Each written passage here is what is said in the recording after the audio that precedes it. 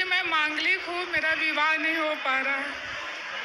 भैया चुप रहो, आपका विवाह नहीं हो रहा है। अरे रो ना, हो जाएगा। विवाह के लिए रो रही हो बताओ? लड़के परेशान, उनका हो नहीं रहा है। आज पहली बार आप लड़की मिली जो कह रही है हमारा ब्याह नहीं हो रहा है। हो जाएगा। कितने साल की हो? 26 साल की। अरे अभी 26 की हो, 40 की थोड़ी हो गई हो जाएगा ब्याह। कैसा लड़का चाहिए? मांगलिक लड़का से भी नहीं हो पा रहा है गुरुजी। हैं? मैं मांगलिक हूँ ना, इसलिए। क्या मांगलिक हूँ। अरे मांगलिक हो तो और अच्छा ना, मंगल ही मंगल है जीवन में। मांगलिक होना ही चाहिए। मांगलिक लोग बहुत अच्छे होते हैं और बहुत उत्तम जीवन जाता है उनका। कोई प्लस पॉइंट है, माइनस नहीं है कुछ भी इसमें। लड़का मांगलिक मिल जाए कोई दिक्कत नहीं। बड़ी मेरे 3 ठो मिला है गुरुजी, सब देखोगे पर अच्छा छेका करके भी लोग नहीं कर रहे। अरे मिल जाएगा, इतना परेशान होने। माँ कहाँ आपकी? मिल जाएगा। कितनी बहन हो? 2 बहन हो। उस छोटी है बड़ी है? छोटी मैं हूँ। वो मांगलिक है? नहीं। वो और आपके भाई? भाई 2 है, बड़े भैया उधर है। हो जाएगा। तो आपको लड़का किस तरह का चाहिए? गुरुजी कैसा भी नहीं हो, सब कट गया रहा। 50 रिश्ते कट गए। क्यों? पता नहीं क्यों गुरुजी। 50 रिश्ते किस मांगलिक के कारण कट गए? मांगलिक तो 4 कट गए, बाकी सब ऐसे नॉर्मल कट गया। किस बात से कट गए? बोलने सब हमको पसंद नहीं है और फिर कह रहे हैं कि हमको अच्छा नहीं है, लड़की छोटी सावली है। अरे थोड़ा ज्यादा मेकअप कर लिया करो। क्या दिक्कत है? परेशान ना हो। गुरुजी किसी तरीके से भी नहीं हो पा रहा, घर वाले बहुत परेशान है गुरुजी। हो जाएगा बेटा। पीपल की पूजा करना, सवेरे पीपल को जल चढ़ाना, शाम को दीपक जलाना घी का, 21 दिन तक करना। शुद्धि के बाद से 21 दिन आपका ब्याह के योग जल्दी हो जाएंगे, बहुत जल्दी हो जाएंगे। मांगलिक के लिए कोई उपाय बता दीजिए। मांगलिक मिल जाएगा, इसका कोई उपाय करने की जरूरत ही नहीं है। गुरुजी मिल रहा है फिर भी नहीं हो पा रहा है गुरुजी। अब हो जाएगा, कह रहे हैं ना। पीपल की पूजा कर लेना 21 दिन तक। गुरुजी क्या क्या करना पड़ेगा उसमें? सवेरे जल चढ़ाना पीपल को और शाम को दीपक जलाना है। और सवेरे जल चढ़ा करके पीपल को परिक्रमा कर लेना 4 परिक्रमा पीपल की सवेरे, और शाम को बस दीपक घी का। हो जाएगी, चिंता ना करो। राधे राधे गुरुजी, मैं आपकी चरणों में आई पहली बार। मेरे भक्ति में भजन दे नहीं करन दे, दारू पी में घर में बाप भी बेटा भी दोनों। अब शाम के टाइम में जोतबाज टाइम पे कलेश मचाते हैं। अब आप कौन किशोरपुर से आई हूँ। क्लेश कौन करता है? क्या कह रही हो मैया? समझ नहीं। पति जी है। पति हैं? पति अच्छे हैं? अच्छे ने दारू पीते हैं, 2 दिन में 2 हल्ला पी में। हुक्का पीते हैं? दारू पी में। दारू? हाँ। और बेटा बड़ा बेटा नशा करे, ऐसे कैप्सूल से मेरे दारू को न करे हैं, नशा एतबार के पीते हैं। मैं कहूँ भाई भक्ति के वहाँ बहन में आजम वो कच कर लेंगे, धोखा दे मेरे खाने पीने में भी। और मैं आज अपनी शरीर में लगा लिया। अब मैं कुछ नहीं करन दे। वो उनके हाथ में सब सौंप दिया। 10-12 साल 13 साल है कि मैं सब सौंप दिया उनके हाथ में। कुछ भी नहीं मेरे हाथ में। किसके हाथ में? बहू ने माली, बेटा ने माली, वो सुखते नहीं रहते फिर भी। दारू पी पी के मैं पूजा करने बैठू, ठोकर मार के बारे में सुखते नहीं करन दे। टीवी देखूँ, त्यार देखूँ, त्यारूँ दर्शन करूँ, उसे भी नहीं देखन दे। अच्छी चीज में लगे हैं, अच्छी चीज चलो, बुरी चीज कौन नहीं देखने देता? बेटा न देखन दे, बेटा बुरी चीज में रहे। बेटा आया है? नहीं आए। पति ना दारू पी में हुए ना हम कहीं भी। उनको ले आओ तो हम समझाएंगे। अब ना आओगे नहीं तो कैसे समझाएंगे? वो तेरी मैंने कहीं चलो कहीं दर्शन करो गुरु जी के, चलो कहीं नहीं आए। अगली बार ले आना। उससे कहीं न जा रहे। गुरुजी मैं पूछना चाहता हूँ, अगर कोई इंसान अपनी जिंदगी से हताश हो जाता है, निराश हो जाता है, तो वो कौन सा मार्ग चुनता है? कहाँ जाता है? फिर कौन सा मार्ग उसके लिए रह जाता है? सबके अलग अलग मार्ग हैं। कोई साधु बन जाता है, कोई आत्महत्या कर लेता है जी। कोई तीसरा रास्ता नशा का रास्ता अपना लेता है। तो गुरुजी तो मैं आप परेशान हैं? जी मैं पूछ रहा हूँ आपसे, अगर परेशान है तो क्या करना चाहिए, मतलब तो क्या आप करता है परेशान इंसान? हैं जी, किससे? अपने जीवन से जैसे कोई हताश हो जाता है, निराश हो जाता है, तो उसको क्या करना तो चाहिए आप गुरुजी? किससे हताश हैं, निराश? मेरे से बताओ। मैं तो परेशान अपने जीवन से ही हूँ गुरुजी। क्यों? बस कुछ शादी हो गई आपकी? नहीं, शादी नहीं हुई। शादी नहीं हुई, फिर किससे परेशान है? बस होती है गुरुजी कुछ ना कुछ वजह ऐसी बताओ कि ना, खुल के बताओ। नहीं जब हताश हो ही, परेशान हो ही, तो परेशानी बताने में क्या दिक्कत है? माँ ठीक है आपकी? हाँ, माँ पापा सब ठीक है, पिता सही है? सब बढ़िया है। भाई? आपका आशीर्वाद है गुरुजी, सब बढ़िया है। फिर किस बात की आपको चिंता गुरुजी है?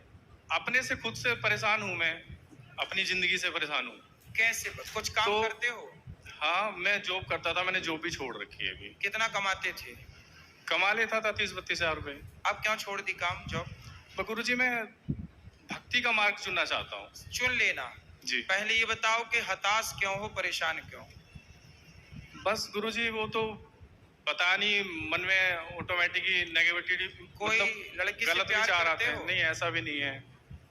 सही मतलब बताओ, कोई प्यार व्यार किया? नहीं गुरुजी, मन ही नहीं करता कि मैं जॉब करूं, मतलब ऐसा मन करता है कि सांसारिक मोह को ना छोड़ दूं बिल्कुल।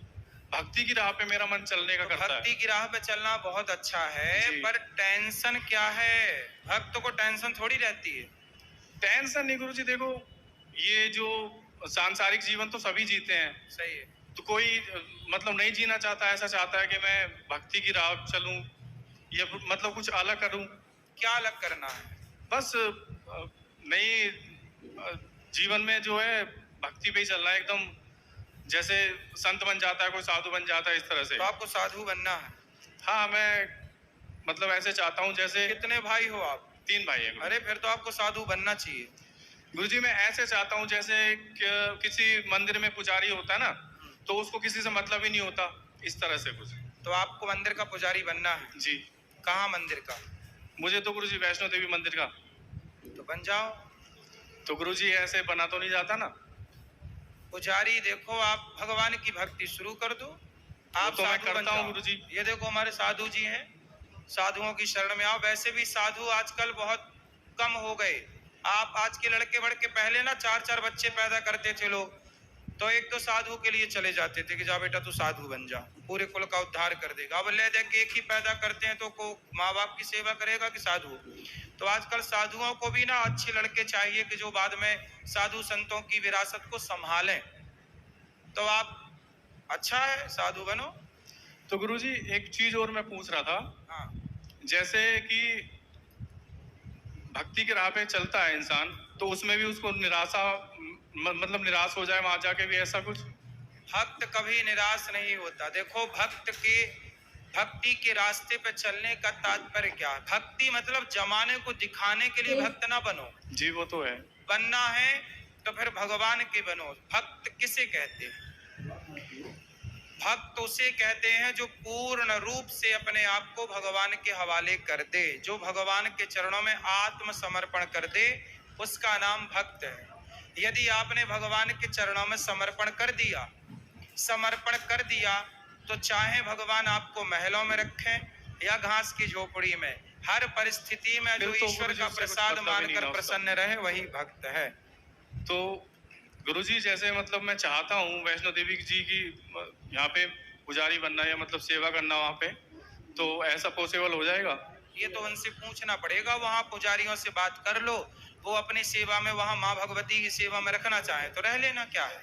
ठीक है गुरुजी। गुरुजी पर एक चीज सुनो, पर आत्महत्या वगैरह का ना सोचना। नहीं, वैसा नहीं, वैसा तो मैंने सोचा ही नहीं। सही है। तो गुरुजी एक बात और थी, मैं अपनी खुद की बता रहा हूँ, मैं खुद जो मेरे पे खुद पे बीती है। मैं एक बार केदारनाथ गया था, तो ऐसा सुनते भी हैं मानते भी हैं कि अगर किसी को स्वर्ग देखना है तो केदारनाथ चाहिए। तो मैं केदारनाथ गया गुरुजी। केदारनाथ कोई 20 किलोमीटर के आसपास चढ़ाई है वहाँ की। तो वहाँ जैसे हम रास्ता सफर तय कर रहे थे ना, पैदल ही तय किया था, तो वहाँ का रास्ता भी इतना अच्छा नहीं है, खराब है सब रास्ता।